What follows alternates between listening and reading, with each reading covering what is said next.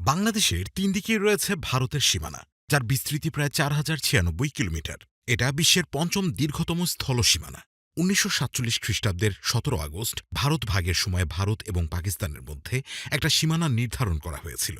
এ কাজের স্থপতি sir Cyril Radcliffe, যিনি বর্ডার কমিশনের সভাপতি ছিলেন এবং ৮.৮ কোটি জনগণের মধ্যে ১,৭৫,০০০ বর্গমাইল ভূমি নিরপেক্ষভাবে ভাগ করে দিয়েছিলেন। তবে এই সীমানা ভাগ করতে যেয়ে বেশ কিছু জায়গায় অদ্ভুত সীমান্ত রেখা তৈরি হয়েছে। চলুন এমন কিছু স্থান সম্পর্কে জেনে নিই। দহগ্রাম ইউনিয়ন বাংলাদেশের লালমনিরহাট জেলার পাটগ্রাম উপজেলার একটি ইউনিয়ন এবং বাংলাদেশের অন্যতম বৃহৎ ছিটমহল, যা ভারতের মূল ভূখণ্ডের মধ্যে অবস্থিত। এর তিন দিকে ভারতের পশ্চিমবঙ্গ রাজ্যের কোচবিহার জেলা, একদিকে তিস্তা নদী, নদীর ওপারেও ভারতীয় ভূখণ্ড।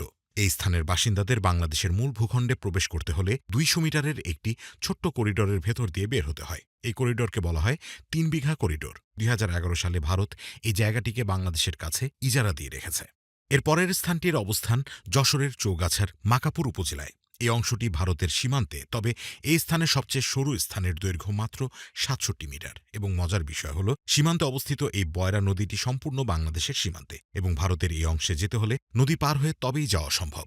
এর পাশেই যশোরের দৌলতপুর উপজেলার আরেক খণ্ড বাংলাদেশের ভূমি আছে, যার তিন দিকে ভারত দিয়ে ঘেরা, এবং এই জায়গায় সবচেয়ে সরু স্থানের দৈর্ঘ্য মাত্র ৪০ মিটার এবং এখানকার সুখপুকুরিয়া নামের ছোট্ট গ্রামটিকে দুইবার আন্তর্জাতিক সীমান্ত রেখা অতিক্রম করেছে। এর পরের স্থানটি মেহেরপুর জেলার বুড়িপোতা ইউনিয়নে। এখানে ভারতের একটি অংশের তিন দিকে বাংলাদেশ এবং ঠিক পাশেই বাংলাদেশের একটি অংশের তিন দিকে ভারত। এখানকার ভারতীয় অংশের সরু স্থানের দৈর্ঘ্য মাত্র ৭৪ মিটার এবং বাংলাদেশের অংশের সরু স্থানের দৈর্ঘ্য ১৪৬ মিটার।